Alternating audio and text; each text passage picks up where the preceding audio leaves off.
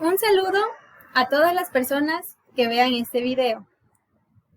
Mi nombre es Angélica Bowen, estudiante del segundo semestre de la carrera de Economía en la Universidad de las Fuerzas Armadas.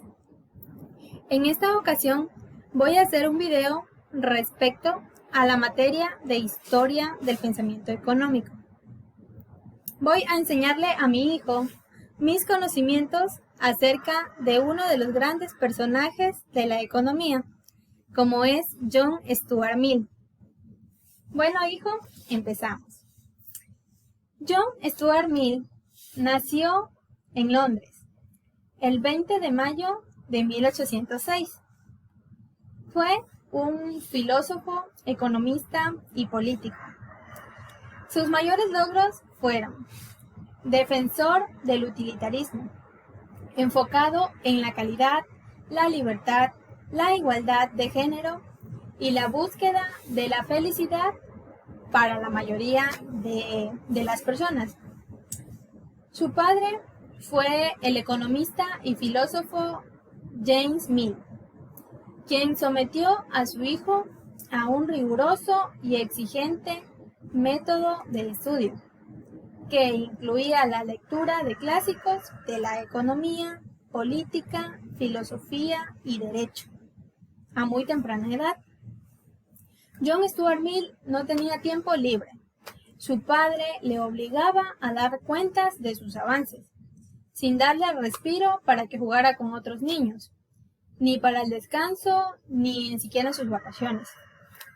A los 14 años, Mill va a estudiar a Francia filosofía, economía y derecho, y empezó a crear obras originales. A los 20 años sufre una crisis depresiva. Esto debido a la exigencia a la que había sido sometido por su padre. Tras varios años consigue recuperarse, abriéndose a otras fuentes intelectuales, más alejadas de las ideas que le enseñaba su padre. En particular, se interesa por las ideas del positivismo de Comte, el socialismo y el romanticismo. En 1830 conoció a Harriet Taylor, filósofa y feminista, con quien se casó 21 años después, cuando ella enviudó, la cual fue una importante inspiración intelectual. John Stuart Mill es uno de los autores más influyentes del siglo XIX, no solo por sus aportes a la economía política, sino que se le reconoce como un clásico en lógica, metodología, política y filosofía.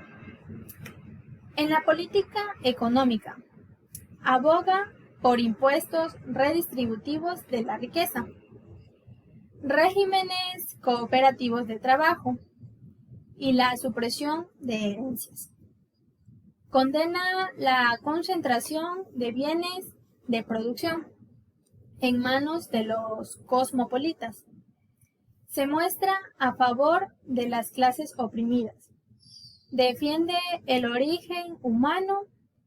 Desarrolla una política fiscal que permite intervenir los impuestos recogidos en proyectos socialmente beneficiosos. Fomenta las exportaciones para impedir el hundimiento de las tasas de beneficio y la inversión en el exterior.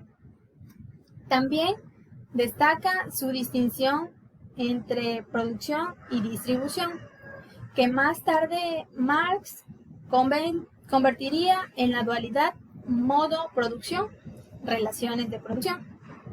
Mill diferencia entre el arte de la economía y la ciencia económica.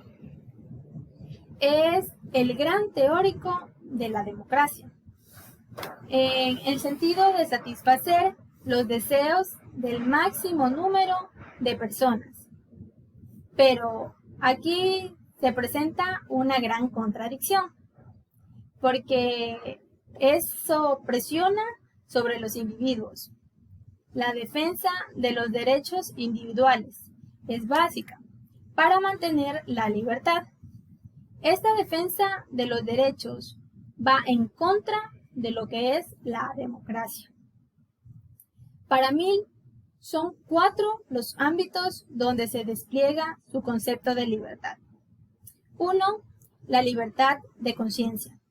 2. La libertad de expresión. 3. La libertad de conducta. 4. La libertad de cooperación.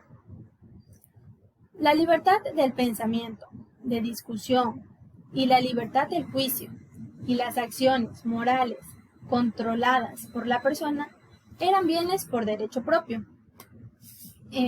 Las obras de Mill fueron un sistema de lógica, ensayos sobre algunas cuestiones disputadas en economía, principios de la economía política, sobre la libertad, consideraciones sobre el gobierno representativo, el utilitarismo, autobiografía, la esclavitud femenina, entre otros.